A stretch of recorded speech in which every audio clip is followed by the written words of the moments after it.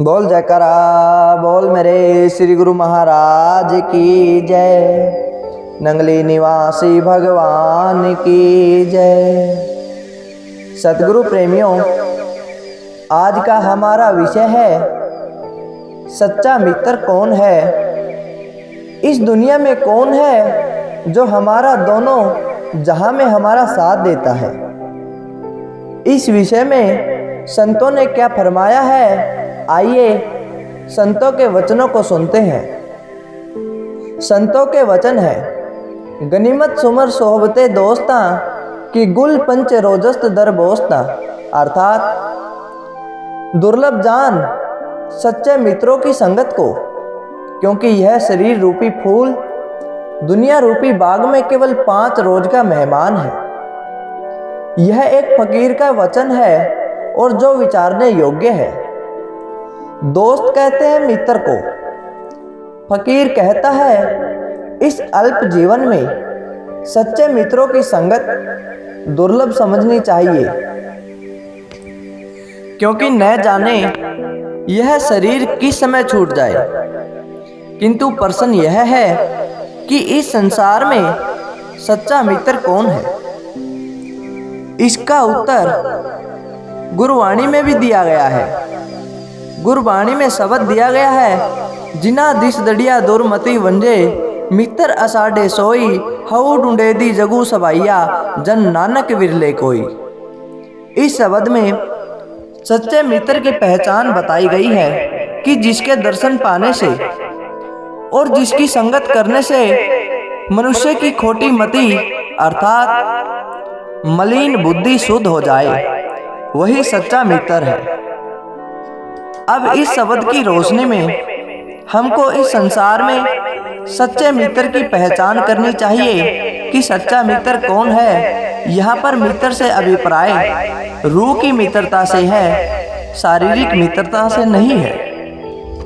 क्योंकि महापुरुषों की बोलचाल सदा रूह के निमित्त होती है। वे जब भी बोलते हैं रूह की भलाई के लिए बोलते हैं। संसार में जिनको हमने मित्र मान रखा है, क्या उनको देखने से तथा उनकी बोलचाल से हमारी बुद्धि निर्मल होती है? क्या दुर्मति छूटकर भली मति आती है? यदि नहीं तो संतों के वचन अनुसार हमको उस मित्र की तलाश करनी चाहिए जिसके मिलने से हमारा मलिन हृदय शुद्ध हो जाए। एक बात तो यह हुई। दूसरी बात यह है कि मित्र वह है जो कष्ट के समय काम आए, लेकिन जो आगे पीछे तो मित्र बन रहे हैं और विपत्ति के काल में साथ छोड़ जाए, वह मित्र नहीं है। भगवान श्री रामचंद्र महाराज जी के अनुसार मित्र के गुण बताए गए हैं। श्री भगवान राम जी सुग्रीव से बताते हैं, जेन मित्र दुख होई दुखारी तिन्ही विलोकत पातक भारी निज दुख गिरी समरज करी जाना मित्र के दुख रज मेरु समाना। जिनके असी मति सहज न आई ते सठहटी कत करत मिताई कुपथ निवारी सुपंत चलावा गुण प्रगटे अवगुण ही दुरावा देत लेत मन संक न दरही बल अनुमान सदाहित करही विपत्ति काल कर सतगुण नेहा श्रुति कह संत मित्र गुणेहा। आगे कह मधु वचन बनाई पाछे अनहित मन कुटलाई जाकर चित अहि गति संभाई अस्कु मित्र प्रहेरी भलाई। जो मित्र के दुख को देखकर दुखी नहीं होते, उनको देखने से पाप लगता है। मित्र वह है जो अपना दुख यदि पर्वत के समान हो तो उसे धूल के बराबर जाने, और यदि मित्र का दुख धूल के समान है तो उसको पर्वत के समान जाने। ऐ सुग्रीव, जिनको ऐसी बुद्धि स्वाभाविक की उत्पन्न नहीं हुई, वे मूर्ख हट करके मित्र का स्वांग क्यों बनाते हैं। मित्र तो वह है जो अपने साथी को खोटे मार्ग से हटाकर शुभ मार्ग पर चलाए, उसके अवगुणों को छुपाकर गुणों को प्रकट करे तथा जिसके निकट लेन देन का कोई हिसाब नहीं है। अर्थात स्वार्थ नहीं है और यथाशक्ति सदा हित ही करता है तथा मित्र के विपरीत काल में उसके साथ 100 गुना प्रेम करता है। यह गुण सच्चे मित्र और संतों के हैं। ऐसा वेदों ने गाया है और जो सामने तो कोमल वचन बनाकर करते कहते हैं और पीछे मन में खोट रखकर बुराई करते हैं, इस प्रकार उनका चित्त सांप की गति के समान है। सांप ऊपर से तो कोमल होता है परंतु अंदर इसके विष भरा रहता है। ऐ सुग्रीव, ऐसे मित्र को त्याग देने में ही भलाई है। मनुष्य अपने जीवन में अनेक कष्ट देखता है और सहन भी कर लेता है, परंतु एक कष्ट ऐसा भी इस पर आता है जो इसने अपने जीवन में कभी नहीं देखा। वह कष्ट है अंत काल का, जबकि यह सब कुछ यहाँ पर ही छोड़कर कूच कर जाता है। वह कष्ट सब कष्टों से अधिक दुखदायी होता है। संतों की वाणी कहती है, सहजे मृत्यु के समय पीड़ा होए अपार, बिच्छू 1000 जो डंक लगे एक सार। संत फरमाते हैं, शरीर को छोड़ते समय जीव को इतनी पीड़ा होती है जैसे 1000 बिच्छू एकदम से डंक मार दे, परंतु वह बता नहीं सकता। ऐसे कष्ट के समय जो इस पीड़ा से रूह को बचावे तथा परलोक में भी साथ दे, ऐसा मित्र कौन है? यह सोचने की बात है। अब प्रश्न उठता है कि रूह मृत्यु के समय कष्ट से कैसे बच सकती है, क्योंकि शरीर तो हर एक ने छोड़ना है। तब उस समय की पीड़ा से रूह का कैसे बचाव हो सकता है?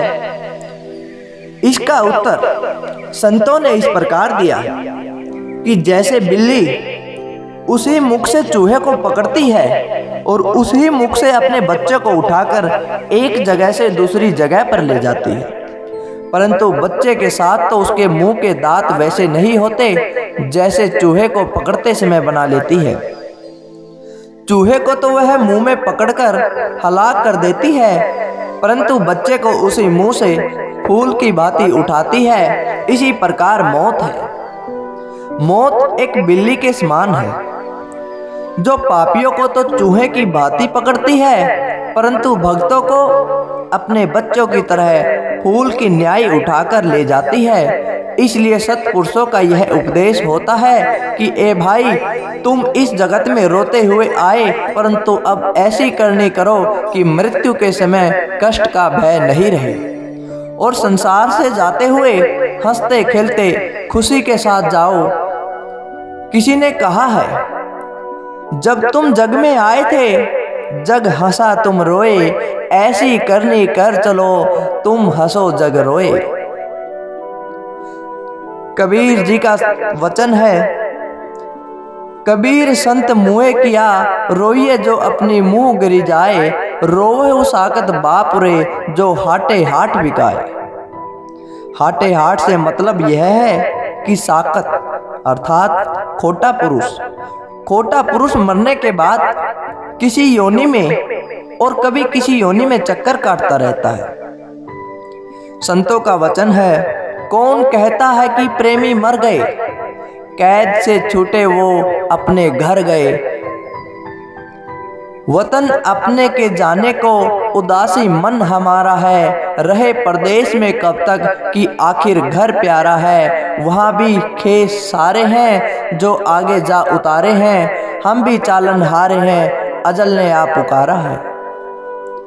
अगर कुछ लेने जावेंगे तो मीठे किसको भावेंगे, हमन को कौन जानेगा कि आया कोई बेचारा है। अगर कुछ लेके जावेंगे तो मीठे सबको भावेंगे, उठी कर मिलेंगे सारे कि आया दोस्त हमारा है। मनुष्य दो चीजों के मिलाप से बना है, एक शरीर है जो जड़ है और दूसरी है आत्मा जो चेतन है। शरीर नाशवान है, आत्मा अमर है। इन दोनों में मनुष्य कौन है? क्या वह शरीर है? जब इस बात की पूरी खोज की जाती है तो सिद्ध होता है कि वह शरीर नहीं है। शरीर इसको मिलते हैं फिर छूट जाते हैं। ऐसे ही अनेक बार शरीर मिले और छूट गए तथा शरीर संबंधी रिश्ते नाते भी मिले और टूट गए।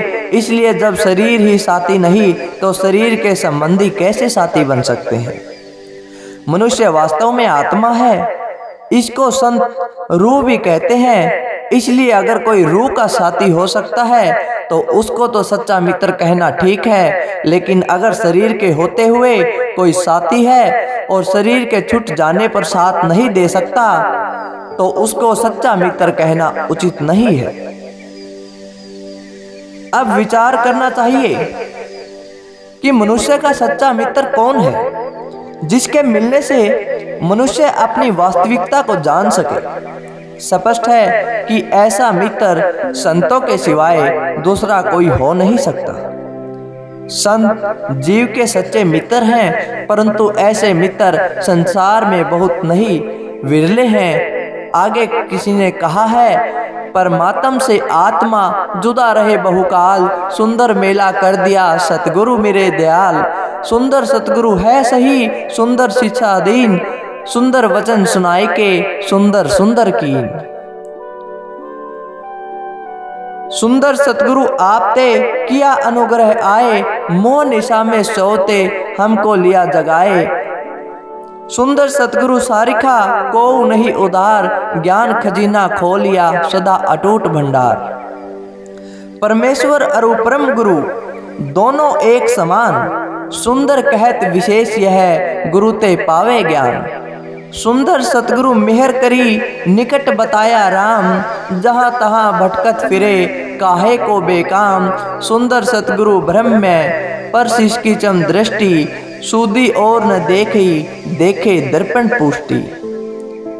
सतगुरु का अपने शिष्य के साथ कितना प्यार होता है इसको स्वयं शिष्य भी नहीं जान सकता। जब शिष्य इसको नहीं जान सकता तो भला दूसरे लोग क्या जान सकते हैं। जो शिष्य गुरु की करनी में हर प्रकार से अपनी भलाई मानता है वही यथार्थ में सच्चा शिष्य कहलाता है, तथा वास्तव में उसी का एक दिन उद्धार भी होगा। कहते हैं एक महापुरुष अपने शिष्य को साथ लिए हुए मार्ग में जा रहे थे। चलते चलते उनको एक स्थान पर जंगल में रात काटनी पड़ी। संतों ने अपने शिष्य से कहा, बेटा जंगल का मामला है, हम और तुम दोनों बारी बारी सोएंगे और जागेंगे। जब दिन चढ़ेगा तो फिर आगे यात्रा करेंगे। शिष्य ने विनय की, प्रभु आप आराम कीजिए, मैं जागता हूँ। गुरु महाराज जी बोले, नहीं बेटा, जागना और सोना बारी बारी से ही ठीक रहेगा। तब शिष्य सत्य वचन करके चुप हो गया। संत आराम करने लगे और शिष्य जागता रहा। जब आधी रात बीत गई तब गुरु महाराज उठे और शिष्य सो गया। जब एक पहर रात रह गई, संत जाग रहे थे। क्या देखते हैं, एक सांप इनके शिष्य की ओर सीधा चला आ रहा है। महापुरुषों ने उसको अपनी शक्ति से वहीं रोककर पूछा, ए सांप तू क्यों आया है? सांप बोला, आपके शिष्य के साथ मेरा कई जन्मों का लेन देन चला रहा। कभी मैं मनुष्य होता और यह सांप बनकर मेरी गर्दन का खून चूसता है, और कभी यह मनुष्य होता है तो मैं सांप बनकर इसके गले का खून पीता हूँ। पिछले जन्म में इसने मेरा खून पिया था, अब मेरी बारी है। संतों का उपदेश है कि जब तक यह जीव समर्थ गुरु की छत्र छाया तले नहीं आता तब तक इसके सिर पर हजार बलाएं रहती हैं। अनेकों के साथ इसका लेन देन, उतार चढ़ाव, नेकी बदी तथा किसी से कर्जा लेना, किसी का कर्जा देना आदि धर्म राज का लेखा और बही खाता चलता रहता है। क्योंकि उस समय जीव किसी का बना नहीं होता, अर्थात सिर पर समर्थ पुरुष का हाथ नहीं होता। लेकिन जब जीव गुरु का हो जाता है तो वे इसके जिम्मेवार बन जाते हैं और उसे हर बला से सुरक्षित कर देते हैं। तब धर्मराज के लेखे समाप्त हो जाते हैं। महापुरुष बोले, ए सांप, तुझे मेरे शिष्य का खून पीना है या जान लेनी है? सांप बोला, मुझे तो खून पीना है। महापुरुषों ने कहा, यदि इसका खून तुम्हें पीना है तो स्वयं हम ही तुझे निकाल कर दे दें, फिर तो तू कुछ नहीं कहेगा ना। सांप बोला, मैं खून पीकर चला जाऊंगा। उसके बाद महाराज जी अपने सोए हुए शिष्य की छाती पर पांव रखकर चाकू से उसकी गर्दन का खून निकालने लगे। उस समय शिष्य की आंख खुल गई। क्या देखता है कि गुरु महाराज छाती पर बैठकर चाकू हाथ में लिए उसकी गर्दन काटने लगे। यह दृश्य देखकर उसने आंख बंद कर ली। तब गुरु महाराज जी ने उसके गले का थोड़ा सा खून निकालकर सांप के हवाले कर दिया और शिष्य के गले पर पट्टी बांध दी। सांप खून पीकर चला गया और महापुरुष अपने शिष्य के पास बैठ गए। जब सारी रात बीत गई, दिन चढ़ा, तब गुरु शिष्य दोनों फिर सफर पर चल पड़े। रास्ते में चलते चलते गुरु महाराज ने अपने शिष्य से पूछा, जब हम रात को तेरी छाती पर बैठे तब तेरी आंख खुल गई थी और फिर तूने आंख बंद कर ली, उस समय तूने क्या सोचा था? शिष्य ने हाथ जोड़कर प्रार्थना की, गुरुदेव, मेरे दिल में उस समय यह बात आई कि मेरे गुरु महाराज यदि मेरा गला काटने लगे हैं तो इसमें भी मेरी भलाई होगी। तब ऐसी अवस्था अपने शिष्य की देखकर गुरुदेव की प्रसन्नता की कोई सीमा न रही। बड़े प्यार से उसे अपने हृदय से लगाया और कृपा दृष्टि से निहाल कर दिया। अभिप्राय यह है कि संत महापुरुष ही जीव के सच्चे मित्र और हितकारी होते हैं, जो हमेशा रूह की भलाई के लिए ही सोचते रहते हैं। इस लोक में भी जीव को संकटों से बचाते हैं और परलोक में भी सहायता करते हैं। संत दादू दयाल जी का वचन है, दादू ओगुण गुण करी माने, गुरु के सोई शिष्य सुजान, सतगुरु ओगुण क्यों करे, समझे सोई सियाण। सोने सेती बैर क्या, मारे घन के घाई, दादू काटी कलंक सब, राखे कंठ लगाई। दादू सतगुरु कहे सो कीजिए, जेतु शिष्य सुजान, जह लागा तहाँ लागी रहू, बूझे कहाँ अजान। सतगुरु प्रेमियों, संतों ने बताया कि कौन हमारा सच्चा मित्र है और सतगुरु जो हमारे दोनों जहां में रक्षा करते हैं वही हमारे सच्चे मित्र हैं। उनके अलावा कोई हमारा साथ नहीं दे सकता। तो प्रेमियों, कैसी लगी आज की यह वीडियो कमेंट करके हमें जरूर बताएं। जय सच्चिदानंद जी।